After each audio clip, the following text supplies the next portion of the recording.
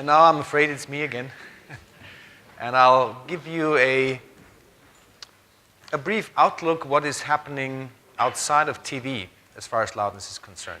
In the program, it's loudness in radio, which I would like to talk a little bit about. And it's very recent information, as I told you at the beginning, because we had the first meeting of our radio subgroup in PLOUD this Monday, actually. But I also have a couple of other areas where I would like to give you some update information, what we are doing inside PLOUD as an official subgroup or unofficial subgroup. And the two areas are music and cinema. So it's not only radio now, but it's also music and cinema that I will, introduce a couple of the ideas that we have here. In radio, this, of course, is the logical next step. Now TV is on the move, of course. There's a lot of things happening. As I told you, we are almost over the hill now. It's just a question of when you do it and not if you do it. Now radio, of course, comes next. But the situation in radio is a little bit different in some areas. So we have to look at it from different angles than TV. And the PLOUD radio subgroup is trying to do that with a lot of energy again. We had 44 people this week on Monday in Vienna, which I think is almost the largest EBU meeting ever. So we have set all records for all time in PLOUD. Anyway, the challenge in radio is that we still have those two platforms almost more analog than digital, which in TV is not the case. As you know, in TV, it's mostly digital, and the combination of you have a certain modulation level and your reach is dependent on it, this is already gone in TV. In analog radio, it's not gone. The higher you modulate close to your permitted maximum deviation, the more reach you seemingly have. It's not totally true. There is more behind it, but that's at least what people have in mind, what people think. If I really push to the maximum deviation, peak normalization, then I have the maximum reach to my audience. That's still the kind of mantra that many people have in their minds, which is not entirely true, but that's how it is. So this is the first challenge. We have analog platforms, FM, and we have digital platforms, especially here in the UK. You have DAB, which is slowly spreading also to other parts of Europe, but it, of course, eventually will come. So FM versus DAB in two catchwords is certainly a problem in some way, because the loudness levels in FM are incompatible in many ways, at least in a couple of countries, with the DAB levels. Or they have to be made compatible, or what is the challenge of making them compatible? You could ask it in different ways, this issue.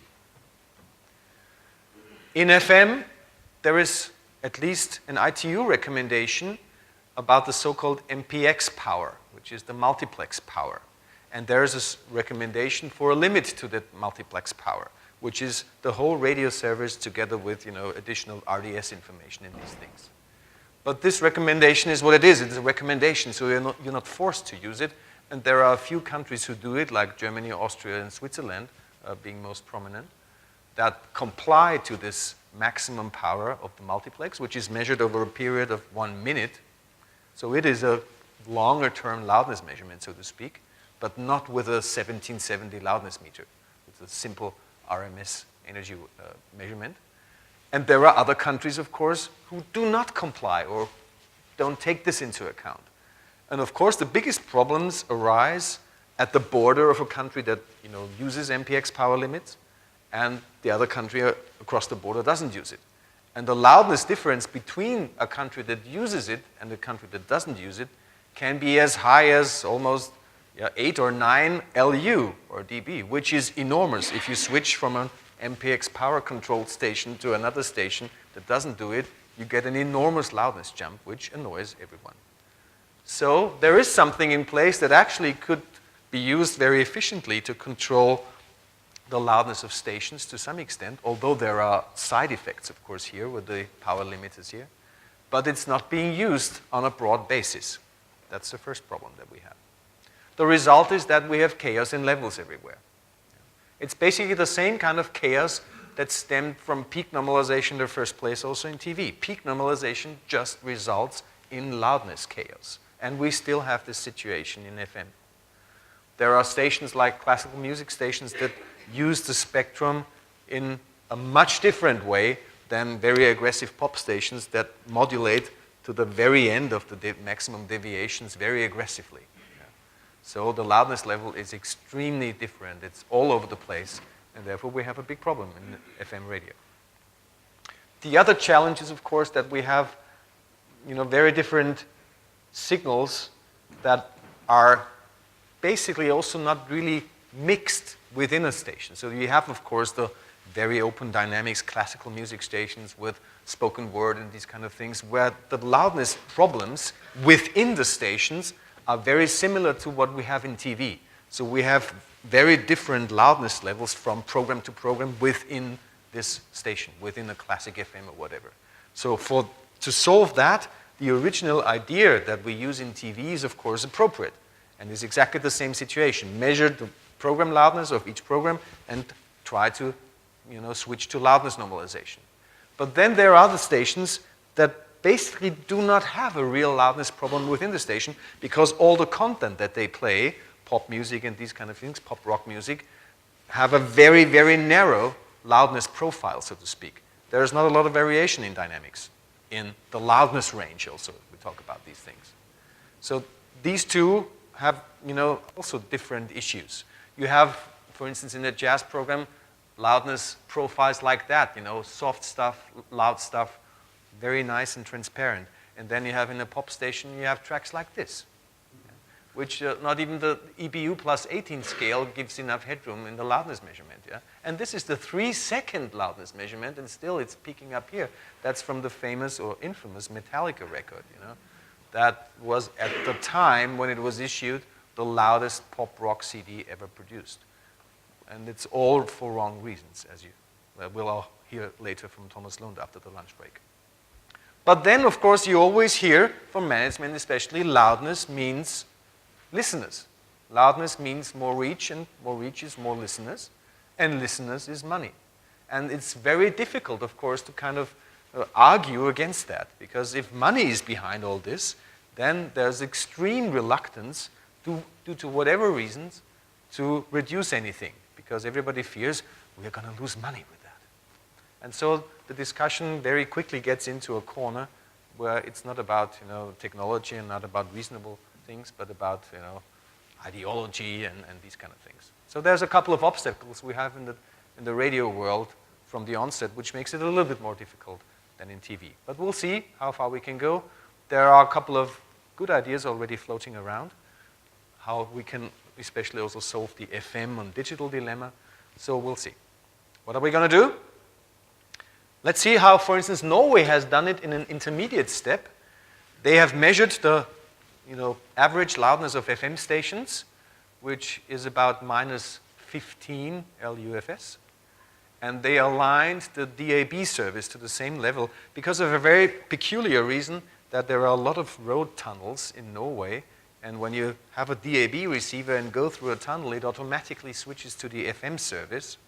And in order that there's not a loudness drop, they aligned the DAB service as an intermediate step to the average FM loudness level. So that when you now go through the tunnel, there is no loudness jump.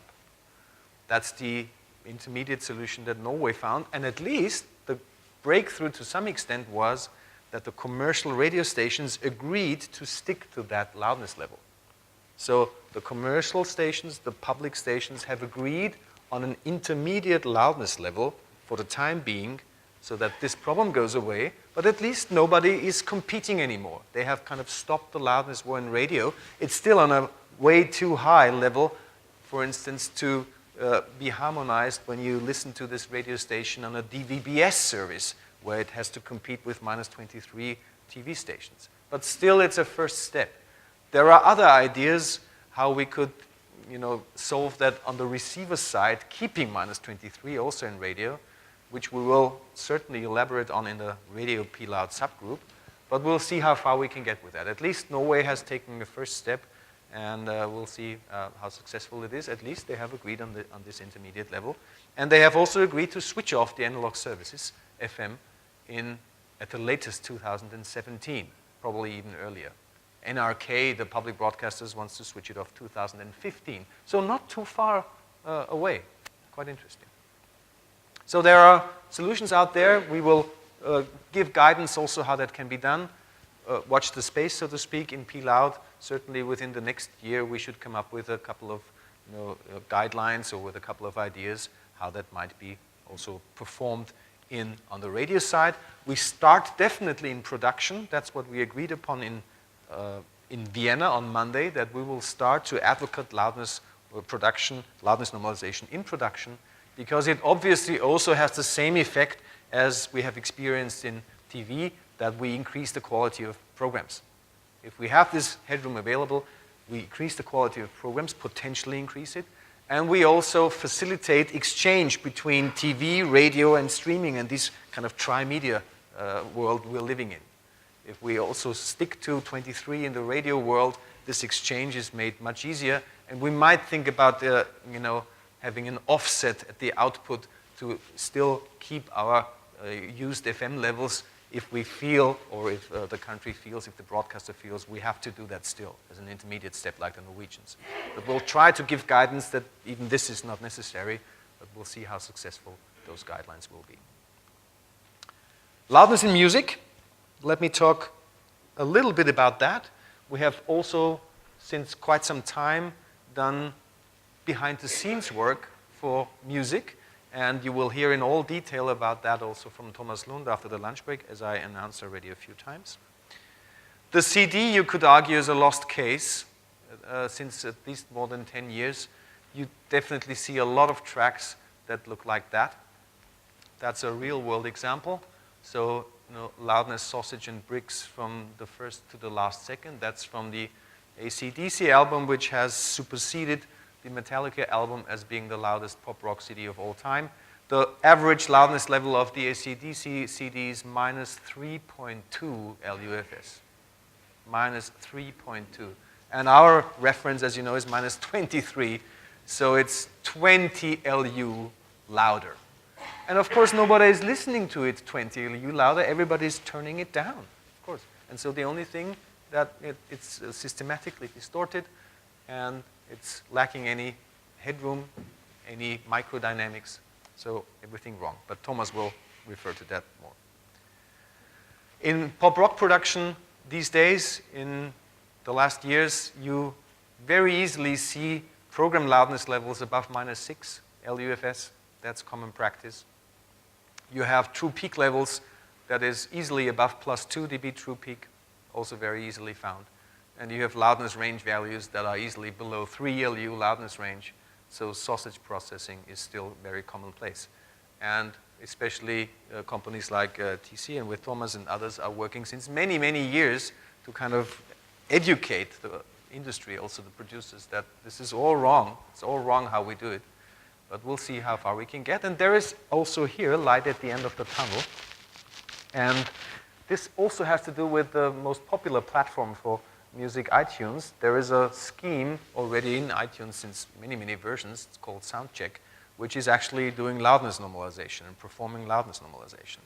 So if you go to the preferences, playback preferences, there is here something called Soundcheck, which automatically adjusts song playback volume to the same level. That's loudness normalization. There are a couple of issues here which we thought within a small group in PLOUD could be improved. It's not too easy to go to Apple and say, this is all wrong, what you do it, you have to do it this way.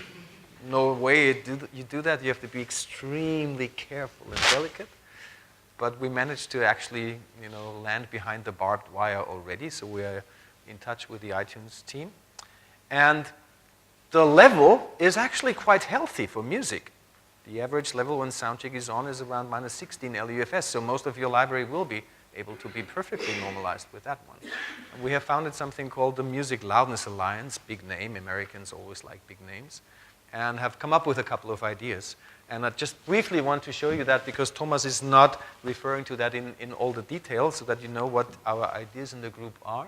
So if you have, for instance, different dynamics, different loudness ranges, in that case, in your iTunes library, highly compressed pop song a more lush jazz song and a classical music piece, then the idea that we have in this Music Loudness Alliance group is that the volume control of your playback device, your iPod, your MP3 player, whatever, actually acts as a variable target level control. So when you adjust your volume control to a certain setting, and for instance a certain maximum setting here, that would be a maximum setting, then all the tracks are loudness normalized to that.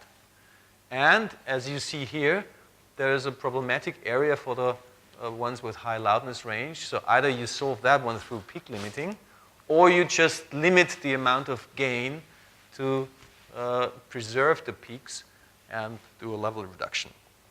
So the more you bring your volume control down, so let's have an intermediate setting, still everything is on the same loudness level, so variable target level, but the more you bring it down, the more you obtain headroom for the dynamic stuff. Still a little bit maybe of peak limiting necessary. You bring it down further, and you've got all your library fully loudness normalized. So that's one of the ideas that we have, that the volume control acts as a variable target level.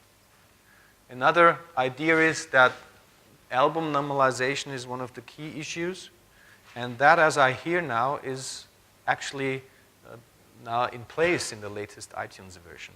That when tracks are from the same album, they are not individually normalized, but the whole album has one number. The most important, by the way, the most important point in all this is that we would like soundcheck on by default. If you download iTunes, a new version, and click on it, it should be on by default. And that is something that actually might come next year. That is certainly the most important point, because many users won't even know that it exists. So then if you download a new version of iTunes, by default, everything is loudness normalized. And you wonder why suddenly everything sounds so nice. Then 1770 measurement is not so important, because it's now an Apple proprietary measurement that's actually rather good. But 1770 would, of course, be in line with everything else that's happening internationally. And there are some hearing protection issues that we also address in a white paper that we've written in the Music Loudness Alliance, where you can, which you can download and spread to everyone that's interested, also to use the concept in the music world. All right, that was music. That was loudness in music. And finally, some words about loudness in cinema. Because wherever there's audio, there are loudness problems. Wherever we look, we have loudness problems. And we thought, well, in the cinema, everything is controlled and nice and wonderful and shiny, but that's not the case. Unfortunately, that's not the case. It was the case once upon a time in a galaxy far, far and away. We had loudness nirvana in the cinema. We did, actually. But that was actually quite some time ago. We did have it. We had an alignment standard for the mixing stage and also for the cinema. We still do have those alignment standards, but they have basically gone out of the window. We had consistent loudness levels, and acceptable peak levels. There was a certain headroom above our maximum permitted level, and dynamics were okay, were acceptable, and everybody stuck to it. We had quite consistent loudness levels from movies to movies. We had reasonable peak levels, and basically the audience was fine. That had to do with the fact that the audio track in the analog days provided only a certain dynamic range.